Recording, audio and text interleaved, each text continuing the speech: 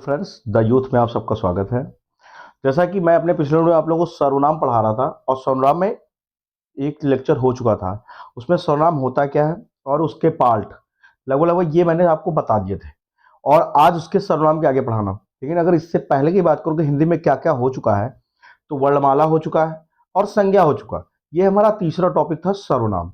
जो सर्वनाम पिछले ही वीडियो से शुरू हुआ है और बहुत जल्द शुरू हुआ है। ठीक है, चलिए हम लोग अपने टॉपिक की तरफ लौटते हैं। यानी सर्वनाम सर्वनाम क्या होता है? यानी सर्वधन नाम। पहले तो इतना समझ लेते हैं, यानी जो संज्ञा के बदले जिन शब्दों का प्रयोग होता है वो सर्वनाम कहलाता है। ठीक है, सर्वनाम कितने प्रकार के होते हैं? 11 प्रकार के होते हैं। ठीक है, ये भी बताया था। यानी सर्वनामों की संख्या कितनी है? वो 11 प्रकार है। ठीक है, और प्रकार टाइप कुछ बताएंगे तो ये 6 प्रकार के होते हैं। उसमें से मैंने एक प्रकार आप लोगों को पढ़ा दिया था, कौन सा? पुरुषवाचक सर्वनाम। आज हम लोग दूसरा सर्वनाम पढ़ेंगे, यानी दूसरा उसका प्रकार पढ़ेंगे। क्या? निश्चयवाचक सर्वनाम। यानी फर्स्ट मेरा हो चुका था, दूसरे की हम बात करेंगे। क्या? निश्चयवाचक सर्वनाम। निश्चयवाचक सर्वनाम ये क्या होते हैं? निश्चयवाचक सर्वनाम क्या होते हैं? जिन सर्वनाम शब्द से किसी व्यक्ति, वस्तु, स्थान के बारे में दूर या पास होने या निश्चित होने का बोध हो, वो क्या कहलाते हैं? निश्चयवाचक सर्वनाम कहलाते हैं। एक बार और ध्यान से देखना। जिन सर्वनाम शब्दों से किसी व्यक्ति, वस्तु के बारे में दूर या पास होने की स्थिति का बोध होता है, उसे क्या कहते हैं? निश्चयवाचक सर्वनाम कहते हैं। जैसे एग्जाम्पल के तौर पर देखें, यह मेरी कलम है। और अगर एग्जाम्पल की हम बात करें, क्या हो सकते हैं? यह सुदेश की गाड़ी है। ठीक है, और अगर हम बात करें एग्जाम्पलों के बारे में, रोटी ना खाओ या रोटी ना खाओ नहीं तो तुम्हारे शरीर पे लगेगी नहीं। ठीक है, या और एग्जाम्पल की बात करें, यह सोहन का घर है। तो यहां पर ये बातें निश्चित हो रही ना कि यह सोहन का घर है या साहिल की गाड़ी है।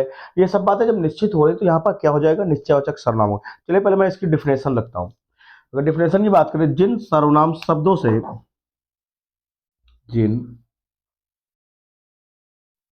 सर्वनाम इन सर्वनाम शब्दों से किसी वस्तु,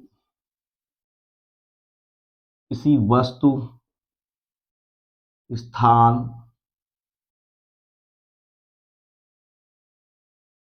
किसी वस्तु स्थान के बारे में के बारे में बोध हो,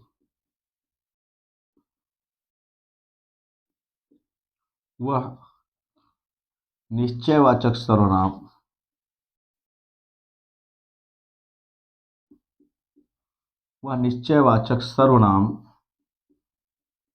कहलाता है।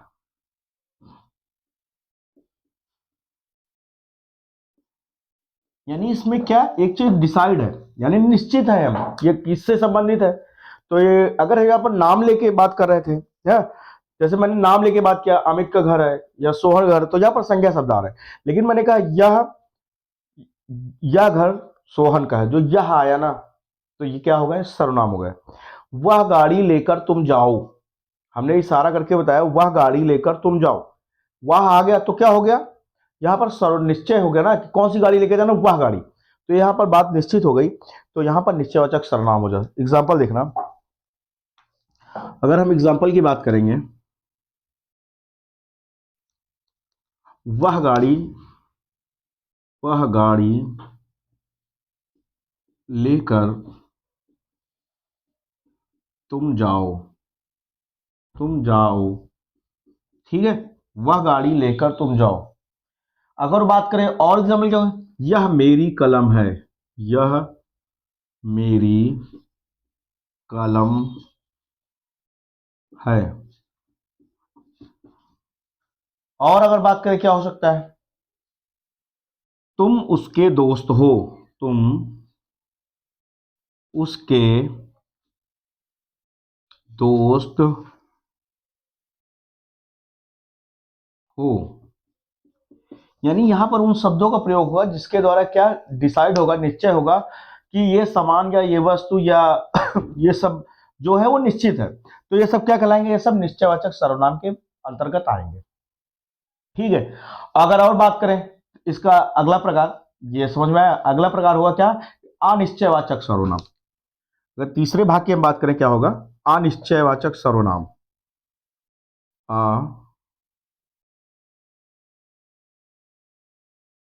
अनिश्चयवाचक सर्वनाम।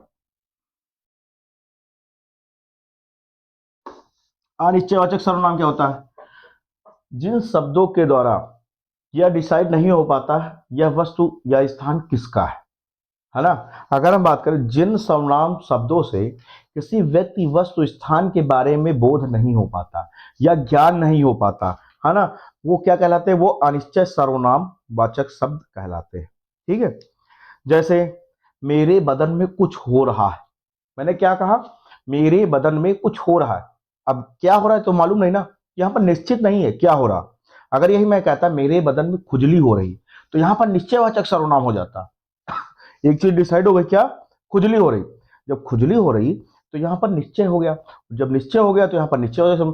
लेकिन मैंने कहा मेरे बदन में कुछ हो रहा है, हमें नहीं मालूम है क्या हो रहा, तो यहां पर अनिश्चितता का बोध हो गया। जब अनिश्चितता का बोध हो गया तो यहां पर क्या आ जाएगा, अनिश्चयवाचक सर्वनाम हो जाएगा।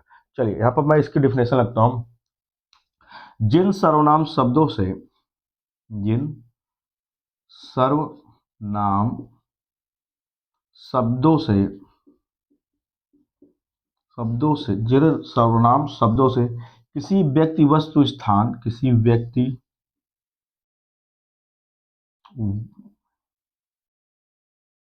व्यक्ति वस्तु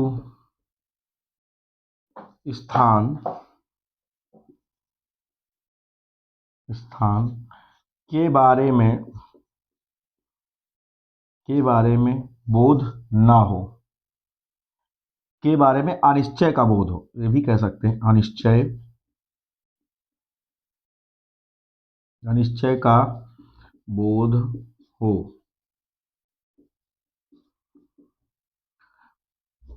यानी जिन सर्वनाम शब्दों से किसी व्यक्ति वस्तु स्थान के बारे में अनिश्चय का बोध हो रहा, तो वहां पर क्या होगा, वहां अनिश्चयवाचक सर्वनाम हो जाएगा। ठीक है बच्चा। अनिश्चयवाचक सर्वनाम क्या, अगर पूछते क्या होता है, तो वे शब्द, वे स्थान जिनके द्वारा ये डिसाइड नहीं हो पा रहा है ये किसका है, किसकी है ना, या कुछ क्या क्यों कैसे प्रश्न आ जाते हैं, तो वहां पर अनिश्चितता का बोध हो जाता है, तो वहां पर क्या हो जाएंगे, अनिश्चयवाचक सर्वनाम हो जाएंगे। ठीक है। चलिए एग्जाम्पल समझते हैं, एग्जाम्पल से आप लोगों को अच्छे से समझ में आ जाएगा। जैसे मैंने थोड़ी देर पहले एग्जाम्पल बोला था कि मेरे शरीर में कुछ हो रहा है, मेरे शरीर में कुछ हो रहा है। यहां पर एक चीज डिसाइड नहीं है क्या हो रहा, यहां पर क्या आ गया, कुछ आ गया। जब कुछ आ गया तो क्या हो गया, डिसाइडेड, तो अनिश्चयवाचक सर्वनाम हो जाएगा। जैसे खेत में बीज बोया गया लेकिन कुछ निकल गया या कुछ निकल आए। देखिए दूसरा एग्जांपल, अगर हम बात करें क्या होगा, खेत में बीज बोया गया, खेत में बीज बोया गया लेकिन कुछ निकल आया।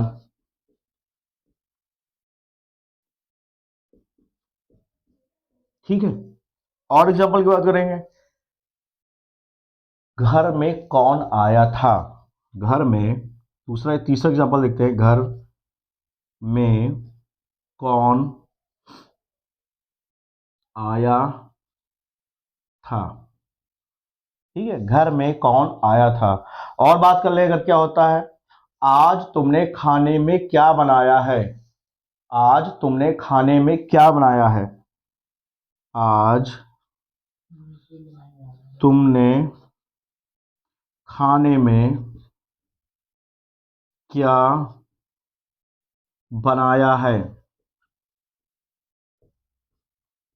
जहां पर इन शब्दों का प्रयोग हो जाएगा क्या, कौन, कैसे, कब, तो यहाँ अनिश्चितता का बोध होगा, तो यहाँ पर अनिश्चयवाचक सर्वनाम हो जाएगा। जैसे इस कुछ, ठीक है, ये कुछ, कौन और क्या, यहाँ पर ये अनिश्चितता का बोध करा रहा है, तो सीधा सीधा हो जाएगा क्या, यहाँ पर अनिश्चयवाचक सर्वनाम हो जाएगा।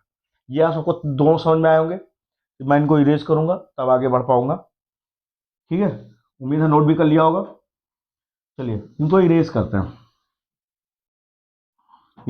यानी अब तीन सर्वनाम हो गए। हमने तीन कौन कौन से सर्वनाम, पुरुषवाचक सर्वनाम पढ़ लिया, निश्चयवाचक सर्वनाम पढ़ लिया और अनिश्चयवाचक सर्वनाम पढ़ लिया। अब चौथे नंबर की बात करें, निजवाचक सर्वनाम। यानी निजवाचक सर्वनाम क्या होता है? निजवाचक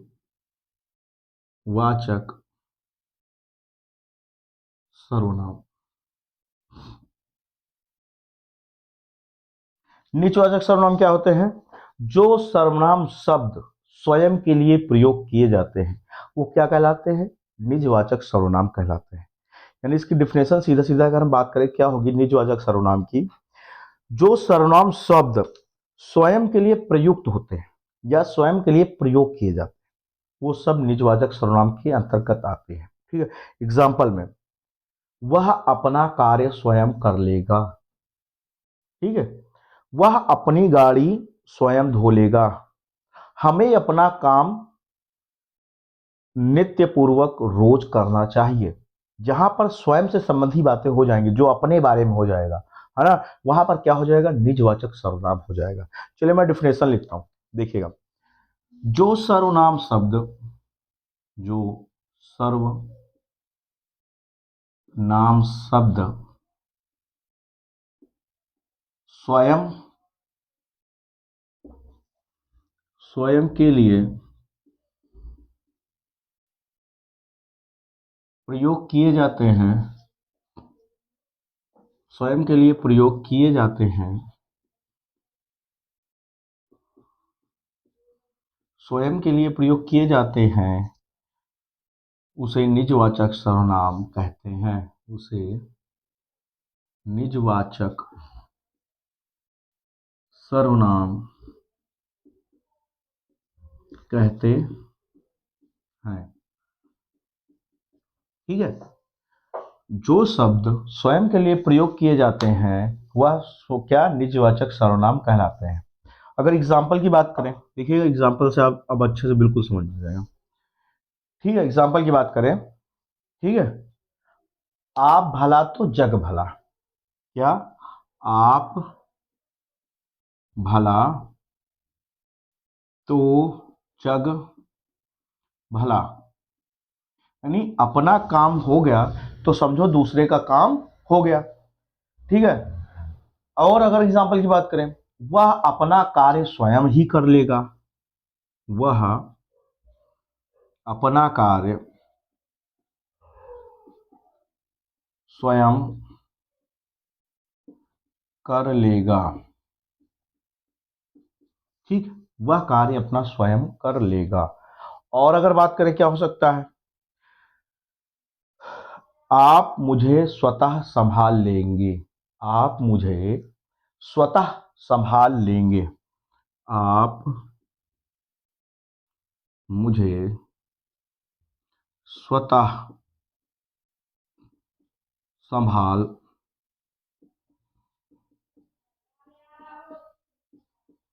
संभाल लेंगे। तो यहां पर जो भी एग्जांपल दिए क्या ये अपने से संबंधित है, यानी निजवाचक। कहने का मतलब जो भी शब्द है वो अपने ऊपर कहीं ना कहीं प्रयोग हो रहे हैं तो वो सब क्या कहलाएगा, वो सब निजवाचक सर्वनाम के अंतर्गत आ जाएगा। मुझे यह सबको समझ में आएगा। अगर हम अगले सर्वनाम की बात करें, कौन सा होगा? पांचवा नंबर, प्रश्नवाचक सर्वनाम। कौन सा होगा? प्रश्नवाचक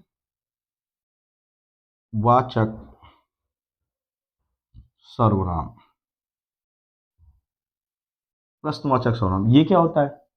देखिएगा, प्रश्नवाचक सवाल में कौन, क्या, कैसे, कब जैसे क्वेश्चनों का प्रयोग होता है तो वहां पर क्या हो जाता है? प्रश्नवाचक सर्वनाम हो जाता है। चलिए इसकी डिफिनेशन लिखता हूं। वे सर्वनाम पर उस शब्द, वे सर्वनाम शब्द जिनसे जिनसे प्रश्न वे सर्वनाम शब्द जिनसे प्रश्न प्रश्न पूछे जाते हैं या प्रश्न बन जाते हैं, या जिनसे प्रश्न बन जाते हैं, जिनसे प्रश्न बन जाते हैं, उन्हें प्रश्नवाचक प्रश्नवाचक सर्वनाम कहते हैं। उन्हें प्रश्नवाचक सर्वनाम कहते हैं। ठीक है, अगर एग्जाम्पल समझोगे देखना एग्जाम्पल, अगर एग्जाम्पल की बात करें, कौन क्या होगा, कौन यह कार्य कर रहा है, कौन यह कार्य कर रहा है, कौन यह कार्य कर रहा है। कल क्या तुम वहां जाओगे, कल तुम क्या वहां जाओगे। ठीक है, और बात कर लें, तुमको कौन मिलने आ रहा है, तुमको तुमको कौन मिलने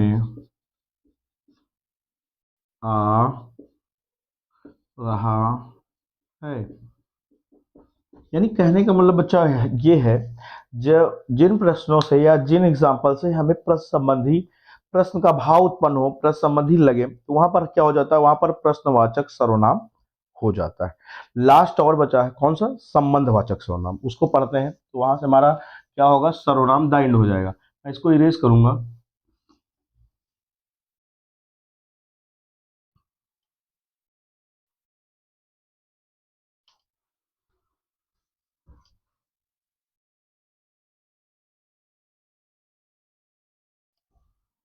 लास्ट 6 नंबर क्या होगा, संबंधवाचक सर्वनाम।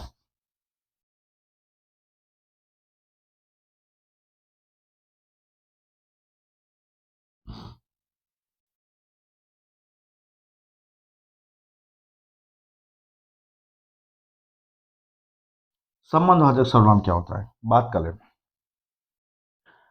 जिन शब्दों से किसी ना किसी के तरीके से एक दूसरे का संबंध, ठीक है, वह उन्हें क्या कहते हैं, संबंधवाचक सर्वनाम कहते हैं। अगर इसकी डिफिनेशन की बात करें, जो सर्वनाम शब्द वाक्य में दूसरे सर्वनाम शब्दों से संबंध स्थापित करते हैं, उन्हें हम संबंधवाचक सर्वनाम कहते हैं। देखिएगा, यहां पर मैं डिफिनेशन लिखता हूं। जो सर्वनाम शब्द जो सर्वनाम शब्द जो सर्वनाम शब्द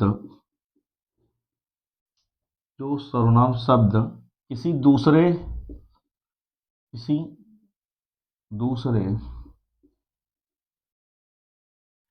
दूसरे सर्वनाम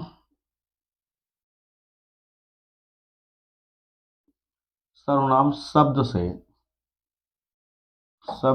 से संबंध बताते हैं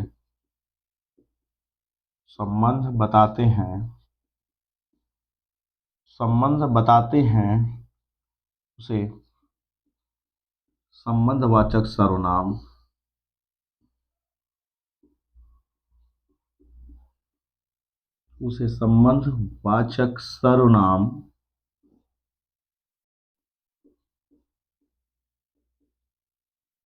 कहते हैं। उसे क्या कहते हैं, उसे संबंधवाचक सर्वनाम कहते हैं। देखो, सर्वनाम कौन कौन से शब्द होते हैं जिनके द्वारा संबंध बनता है, पहले एग्जांपल में देख लेते हैं कौन कौन से शब्द आते हैं जिनके द्वारा संबंध बनेगा। ठीक है, जैसे जो, सो, ठीक है, जो हो गया, सो हो गया, उसका, जैसा, उसका जैसा, और क्या होगा, वैसा। ये शब्द क्या एक दूसरे के साथ संबंध बनाते हैं। ठीक है, अगर बात करें कैसे, जिसकी लाठी उसकी भैंस, जिसकी लाठी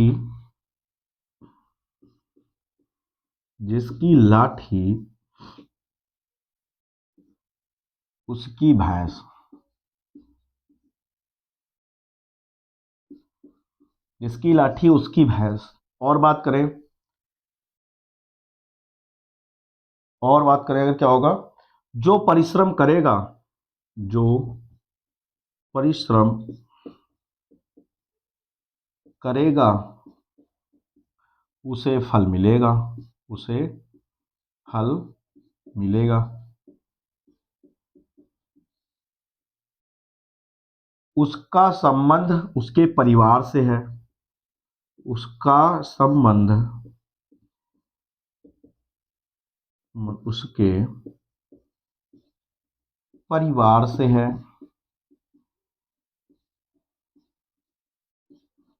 ठीक है बच्चों। तो यानी क्या, ये शब्द वो है जो एक दूसरे का संबंध बता रहे हैं, है ना, एक दूसरे को रिलेट कर रहे हैं, जोड़ रहे हैं। तो ये क्या, ये संबंधवाचक सर्वनाम कहलाता है। तो यहां पर क्या होता है बच्चों, सर्वनाम क्या होता है, सर्वनाम अगर पूछे कि ये संख्या कितनी होती है, सर्वनाम के प्रकार में क्या क्या होता है, ये मैंने आप सबको डीप में बता दिया। ठीक है। अब अंत में इसका एक ही चीज बचता है, क्या, इसके जो प्रैक्टिस है, वो प्रैक्टिस मैं अपने नेक्स्ट वीडियो में आप सबको कराऊंगा और महत्वपूर्ण लेके आऊंगा। जो प्रीवियस ईयर के पेपरों में जो पूछी गई होंगी उनको शामिल करूंगा, और जो महत्वपूर्ण हो सकती हैं उनको भी शामिल करूंगा। ठीक है बच्चों। और इसके अलावा आप सबसे आशा है कि आप लोग हमारे चैनल को अधिक से लाइक और सब्सक्राइब शेयर करेंगे, जिससे हम सबका भी मनोबल बढ़ता रहेगा। ठीक है। अब समय आ गया है उठकर जाकर पढ़ने का। ठीक है। जो पानी से नहाएगा वो सिर्फ लिबास बदलेगा, जो पसीने से नहाएगा वो इतिहास बदलेगा। तो इसलिए बच्चे जी जान से पढ़ाई में लग जाओ, क्योंकि समय बहुत कम बचा हुआ है। तब तक के लिए जय हिंद दोस्तों, धन्यवाद।